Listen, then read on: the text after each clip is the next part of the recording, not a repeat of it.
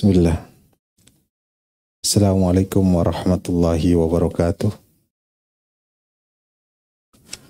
Innal hamdalillah nahmaduhu wa nasta'inuhu wa nastaghfiruh wa na'udzu billahi min shururi anfusina wa min sayyiati a'malina. May yahdihillahu fala mudilla lahu wa may yudlil fala hadiyalah. Asyhadu an la ilaha illallah wahdahu la syarika lah iqraran bihi wa tauhidan wa asyhadu anna Muhammadan abduhu wa rasuluhu sallallahu alaihi wasallam tasliman mazidan. Ya ayyuhalladzina amanu taqullaha haqqa tuqatih wa la tamutunna illa wa antum muslimun. Fa inna asdaqal hadithi kitabullah wa khairal hadi Muhammadin sallallahu alaihi wasallam wa syarrul umuri muhdatsatuha fa inna kulla muhdatsatin bid'ah wa kulla bid'atin dhalalah wa kulla dhalalatin finnar. Hadirin hadirat yang dimuliakan oleh Allah Subhanahu wa taala. Alhamdulillah Allah Subhanahu wa taala pertemukan kita kembali di hari Rabu yang ketiga di bulan Juni ini, dan kita juga menginjak kepada 10 hari awal di bulan Dzulhijjah, di mana amalan-amalan yang dilakukan oleh seorang hamba pada 10 hari awal Dzulhijjah adalah lebih baik daripada amal-amal di bulan yang lainnya, bahkan lebih baik daripada, lebih afdal daripada jihad fi sabilillah. Dan kita harus berkonsentrasi, beramal, memperbaiki dalam perkara-perkara yang utama adalah amalan-amalan wajib kita. Salatnya, berbuat baik kepada orang tua, berdoa, berzikir.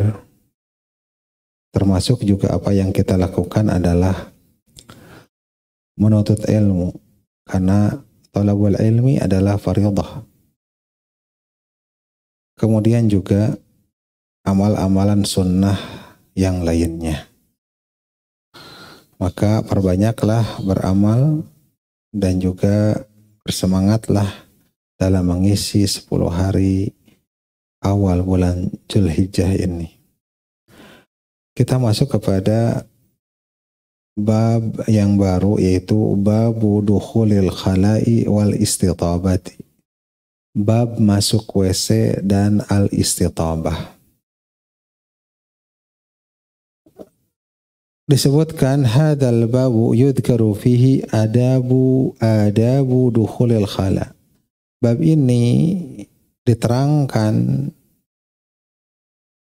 padanya adab-adab masuk WC, wal julusu fihi, dan juga cara duduk di dalamnya, wal khuruju minhu, juga keluar dari WC. Kama yudhkaru fihi kaifiyatul istitabati minal anjasi fil makhrajaini bihajarin. Sebagaimana juga diterangkan di sini nanti kaifiyat al-istitabah. Istitabah adalah talabut tayyib, yaitu yakni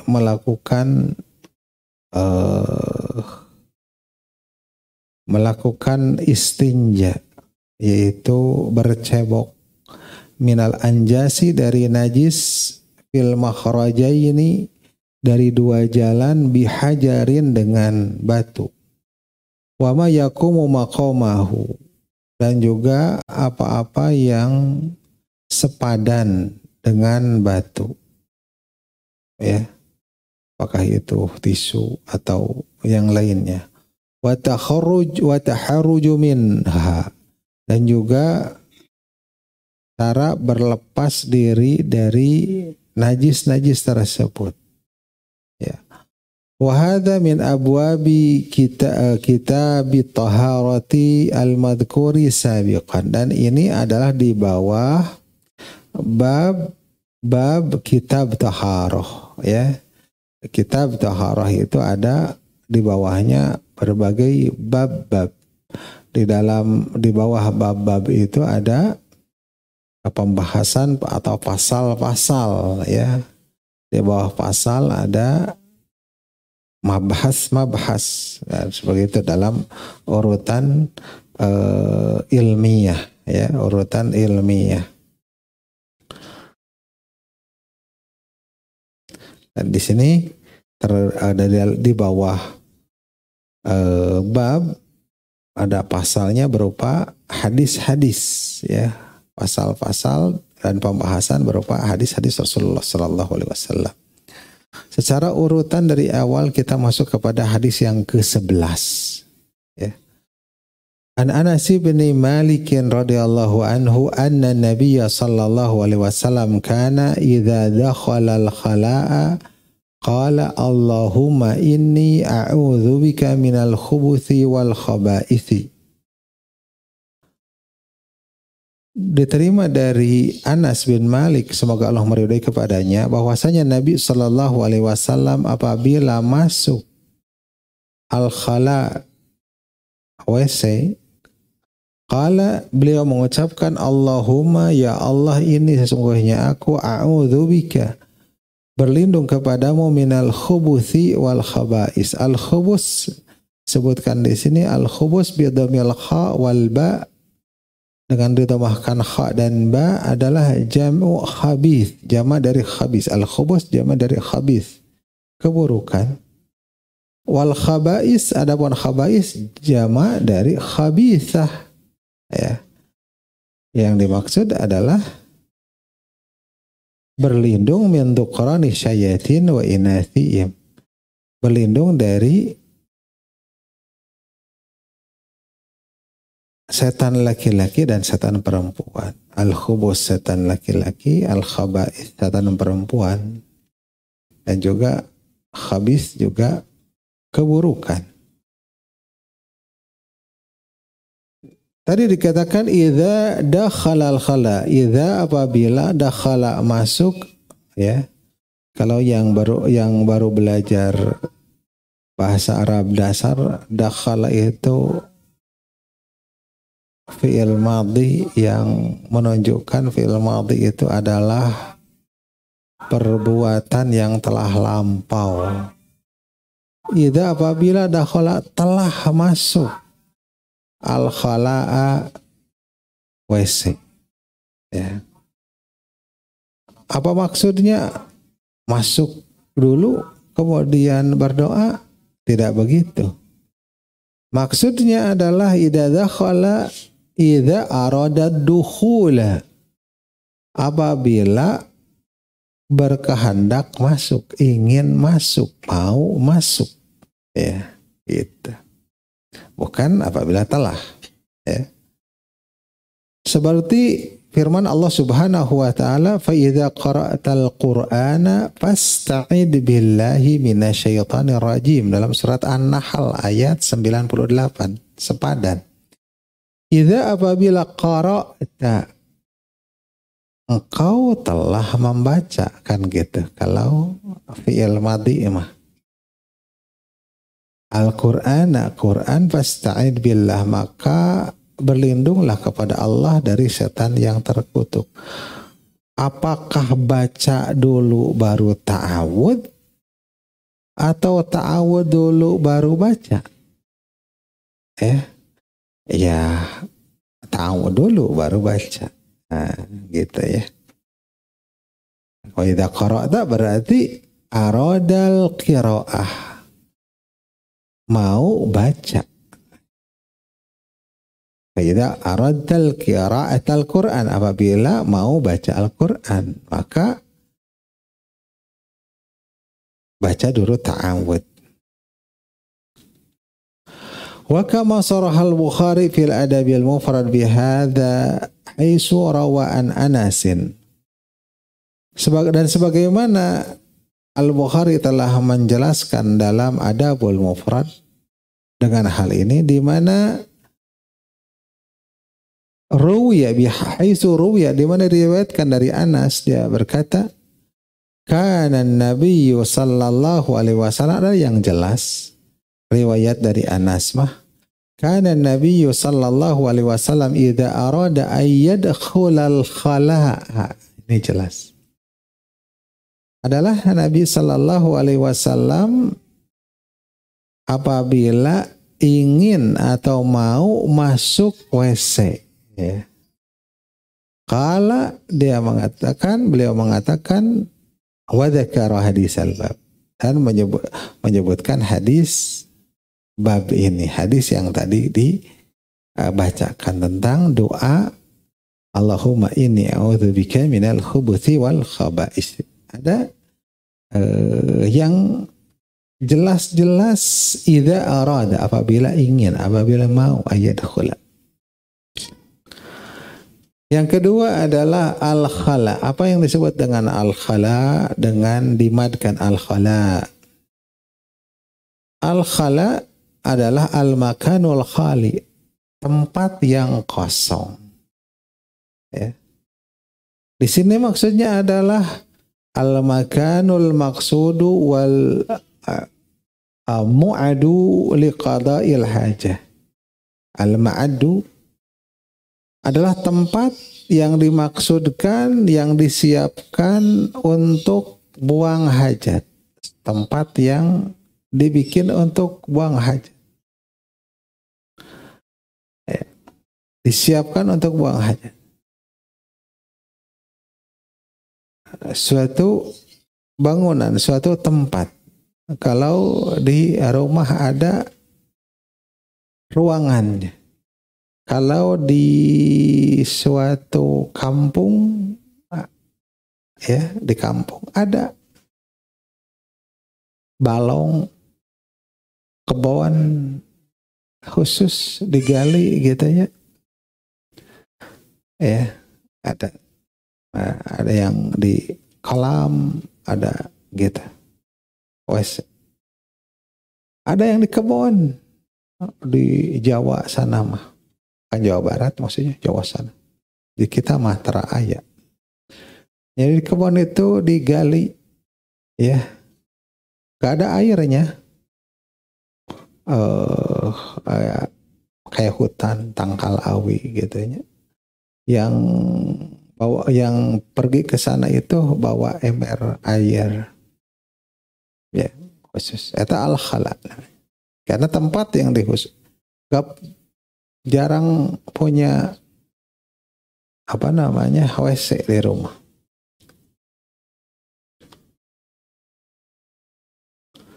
Dan biasanya di kampung-kampung begitu, yang masih terbelakang. Kalau rumah-rumahnya di depannya di keramik, dindingnya juga pakai keramik, tapi itu bukan WC, gitu ya. Kalau orang kota, WC didahulukan. WC-nya di keramik. Kenwe payun mah tadi keramik, oke. Diutamakan, bararesih gitu ya. Nah, kalau di kampung ngelebar, kenwe datang ke tempo sana, buat ke tamu gitu ya. Padahal tamu juga kadang-kadang ngiring kajaman, kan gitu ya.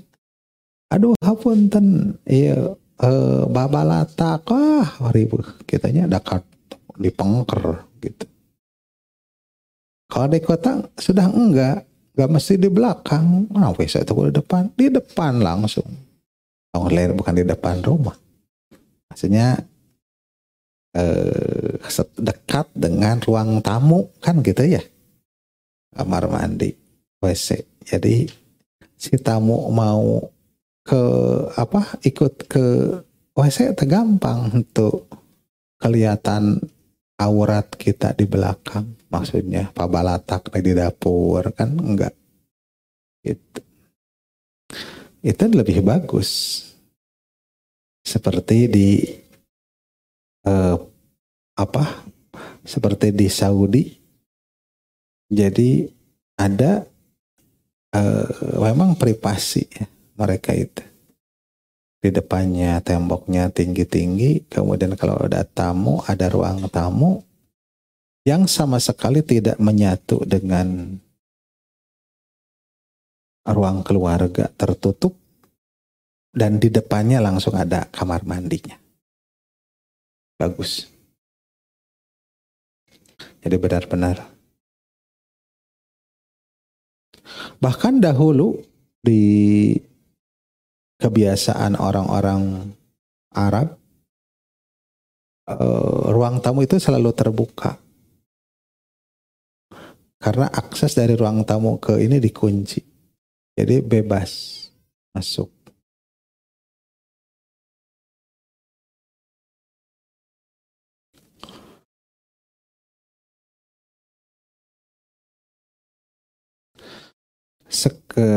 Kemudian itu ke Sahara. Nah, itu adalah tempat yang khusus disediakan atau dimaksudkan untuk buang hajat. Wa in qasada qada'an ka sahara'in liqada'i hajatihi, apabila bermaksud untuk fa in qasada qada'an kasahara'in liqada'i hajati, apabila yang wa in qusida berarti ya, apabila dimaksudkan itu fadha, itu pelataran yang luas, ini bukan untuk digunakan khusus untuk buang hajat, tapi ada pelataran yang luas seperti gurun pasir atau lapangan luas,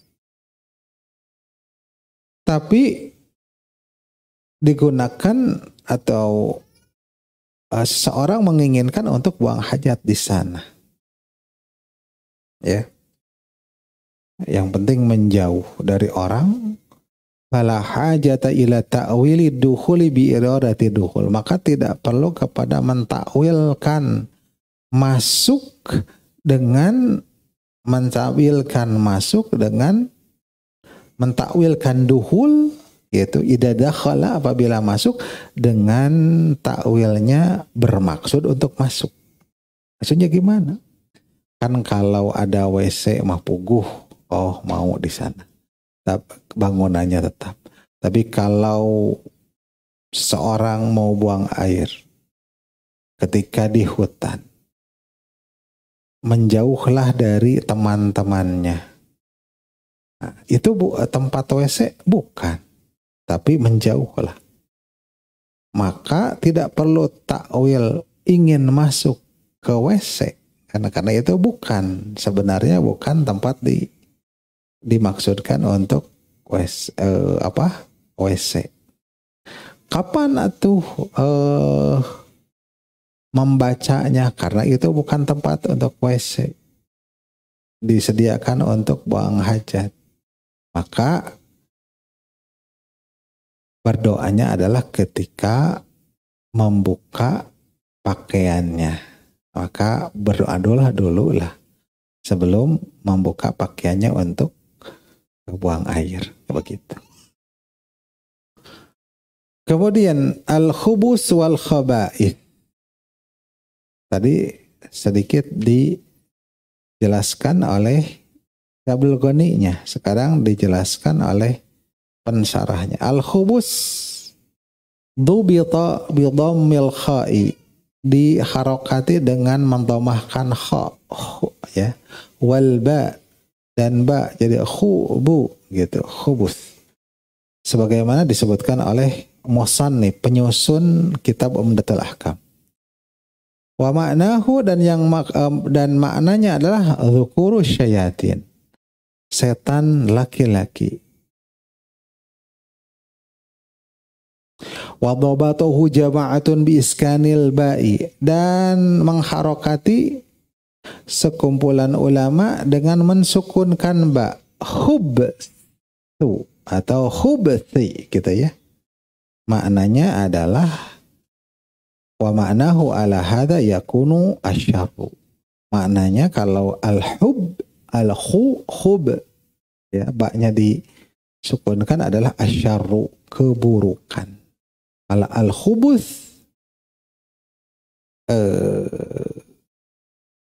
setan laki-laki. Kalau al-khub minal khubthi misalkan, maka itu maknanya keburukan. Wa huwa ma'na jami'un haitsu ista'ada minasyarri wa ahli. Dan ini adalah makna yang jami. Setan buruk enggak? Buruk. Keburukan, kejahatan yang lainnya juga ada. Jadi ketika dibaca al-hub minal khubsi, ya, maka itu mencakup juga setan dan pelaku keburukan. Dari keburukan dan pelakunya, pelaku keburukan adalah setan.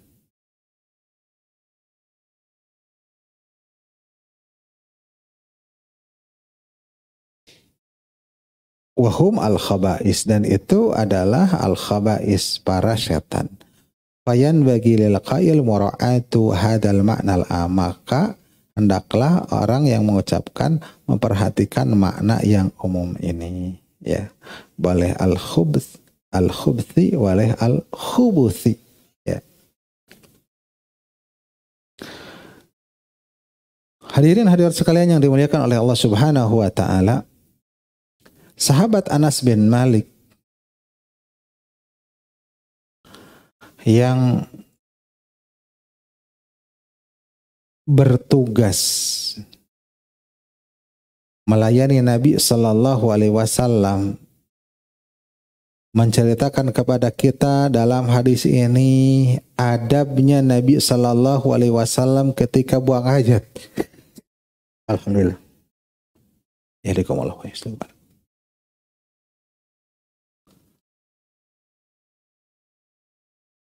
Dan ini menunjukkan bahwasanya bagaimana Nabi Sallallahu Alaihi Wasallam selalu berlindung kepada Rabb-Nya.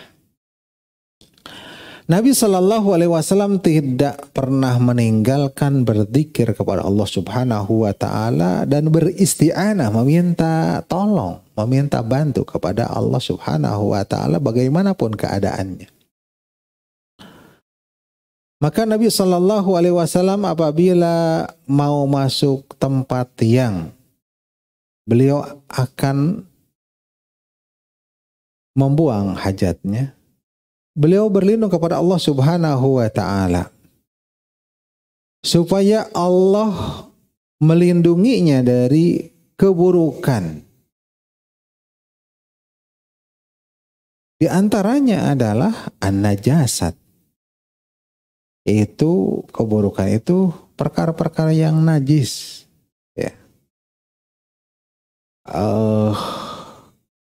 Khawatir ada najis yang terciprat ke pakaiannya, khawatir ada najis yang menempel di tubuhnya, gitu ya. Keburuk. Wa ya'simahu minal khaba'ith, dan minta perlindungan dari al-khaba'ith. Yaitu apa al-khaba'ith itu? Setan-setan yang menggoda, yang berusaha dalam segala hal, dalam berbagai keadaan untuk merusak seorang muslim dalam perkara agamanya dan ibadahnya.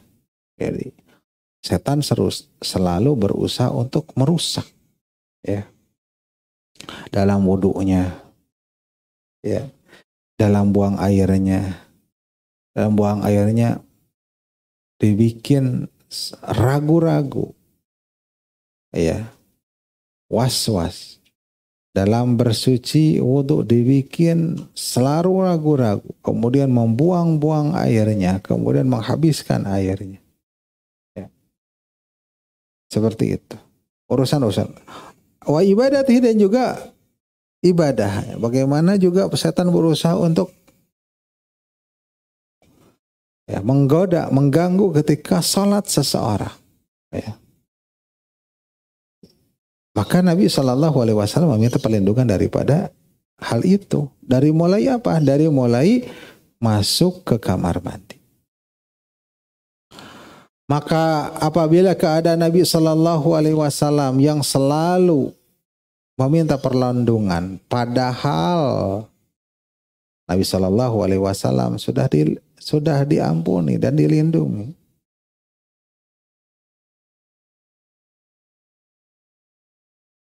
Dan selalu Nabi Shallallahu Alaihi Wasallam minta pertolongan dan selalu khawatir, takut daripada keburukan dan para pelaku keburukan, maka tentu saja kita lebih layak lagi untuk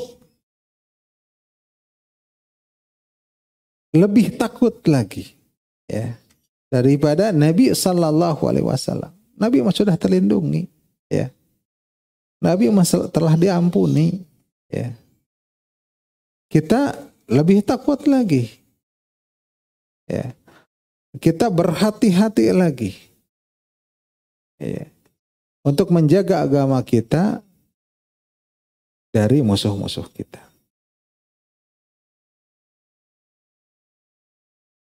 Periwayat hadis ini Anas bin Malik yang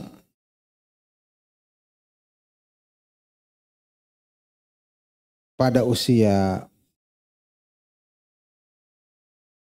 10 tahun ketika Nabi Shallallahu Alaihi Wasallam datang ke Madinah dibawa oleh ibunya Ummu Sulaim, tatkala orang-orang memberikan hadiah kepada Nabi Shallallahu Alaihi Wasallam seraya mengucapkan selamat datang dan menyambutnya, maka Ummu Sulaim memberikan hadiah anaknya. Ini adalah Anas, seorang anak laki-laki yang akan melayani engkau. Ya. Maka Nabi Shallallahu Alaihi Wasallam mencium Anas tersebut dan mengucapkan doa, Allahumma aktsir malahu wa waladahu wa adkhilhul jannah. Ya Allah, perbanyaklah hartanya dan keturunannya dan masukkanlah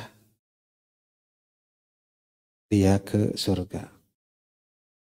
Maka berkat dari doa Nabi Shallallahu Alaihi Wasallam, anak-anak Anas itu sampai keturunan Anas itu sampai mi'atu wa khamsatu wa ishirin, 125 keturunannya.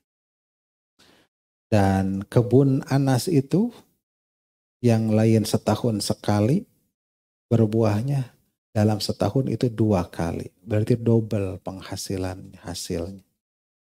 Ya. Karena berkahnya apa? Berkahnya melayani Nabi Shallallahu Alaihi Wasallam. Ya. Melayani ya seorang anak yang bisa dilakukan seorang anak. Hadis-hadis yang diriwayatkan dari Anas, bagaimana Anas itu membawakan air, ya, untuk wudu Nabi, untuk ini, ya, dititah itu, iya, gitu, ya. Dan diriwayatkan bahwa najisnya, kata Anas, Nabi Shallallahu Alaihi Wasallam tidak pernah menghardiknya, tidak pernah memukulnya. Padahal namanya anak-anak, tentu ada salah-salah, pika kehelet, ya, dah belum tan bager-bager teuing. Tapi dikatakan kata Anas, Nabi itu tidak pernah merhandikna, tan pernah nyarekan, ya, ya, ketika melayani itu.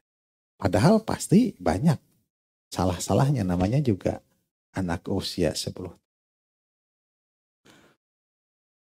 Dan Anas itu adalah anak yang dewasa dalam pemikirannya. Ketika disuruh sesuatu,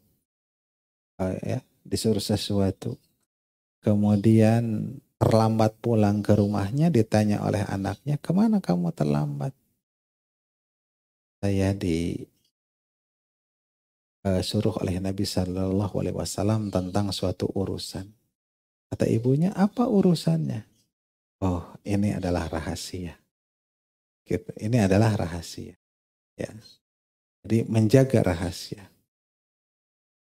Para ulama mengkira-kirakan itu adalah urusan rumah tangga Nabi Shallallahu Alaihi Wasallam yang tidak pantas yang lain tahu.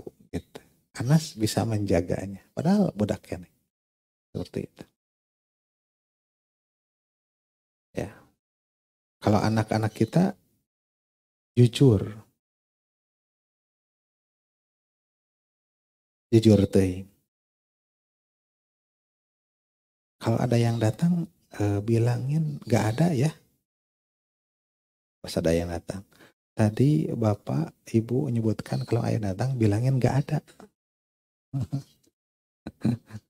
Jujur teh nggak tahu. Ada sebenarnya sih.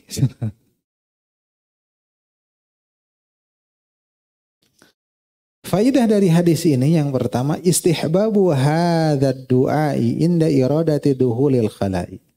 Disunahkan doa ini dianjurkan ketika mau masuk WC. Liya'mana minasyayatini supaya aman dari setan alladzina yuhawiluna ifsada salatihi yang berusaha merusak salatnya ya. Kalau ada najis yang terciprat ke tubuh, ke pakaian, kan itu adalah merusak sholat. Maka kita membaca doa ini, serta juga berusaha, ya, setelah berdoa begitu, berusaha juga kita, kata Sunda mah apik, hati-hati dalam apa? Dalam berhubungan dengan masalah najis ini, ya. Dengan misalkan kalau laki-laki menggulungkan celana terwalnya diangkat, nah, seperti itu, atau gamisnya diangkat atau digantungkan, supaya apa? Menjaga, khawatir ada cipratan. Kalau sudah beres wudu dibasuh, ya. Wudunya mah sampai dibasuh sampai mata kaki. Tapi pembasuhan selain wudu mungkin dibasuh sampai gulungan kainnya, misalkan di atas di lututnya gitu. Supaya ini menjaga, dalam rangka menjaga, ya. Menjaga cipratan, ya. Misalkan dengan menjauh dari apa namanya, mengarahkan kotoran itu ke lubangnya, ya, tidak ke apa namanya, ke lantai, ya, supaya meminimalisir seperti itu, menjaga, bertaharuj, menjaga diri dari najis, ya, seperti itu. Gak sembarangan. Yang kedua, inna min adza syayatin. Di antara perbuatan menyakitinya setan atau mengganggunya setan, annahum yusabibuna tanajus. Bahwasanya mereka itu menyebabkan bernajis, litufsida salatul abdi, supaya rusak salat seorang hamba itu. Fayasta'idu binhum, maka hendaklah meminta perlindungan dari mereka. Liyataqi syarrahum, supaya terlindung dari kejahatan mereka. Ya. Ini faedah yang kedua ini adalah tafsir dari faedah yang pertama, sama anak. Yang ketiga, wujubu jtina bin najasah, wajibnya menjauhi atau menjauhkan dari najis. Wa amilal asbab al manjiyah minha, dan melakukan sebab-sebab yang menyelamatkan dari najis tersebut. Ya seperti tadi, dengan menggulung, dengan mengarahkan kotoran ke lubangnya, gitu dan sebagainya. Faqad sahha anna adabu taharruji minal bauli min asbabi adabil qabri. Karena sungguh telah sahih bahwasanya tidak bertaharruz, tidak menjaga diri dari kencing, tidak berhati-hati dari air kencing adalah termasuk dari sebab-sebab adab kubur, sebagaimana nanti kita akan bahas. Nabi Shallallahu Alaihi Wasallam melewati 2 kuburan, ternyata kuburan tersebut adalah sedang diadab, ya. Yang satu karena namimah, yang satu karena tidak berhati-hati dari kencing, ya. Tidak berhati-hati, bisa tidak menutup diri, ya, tidak menutup, ya, misalkan di pinggir jalan, ya, tidak menutup. Bisa juga tidak cebok, bisa juga ya jorok dan sebagainya. Itu adalah termasuk dari sebab-sebab adab kubur, ya, sebab-sebab adab kubur.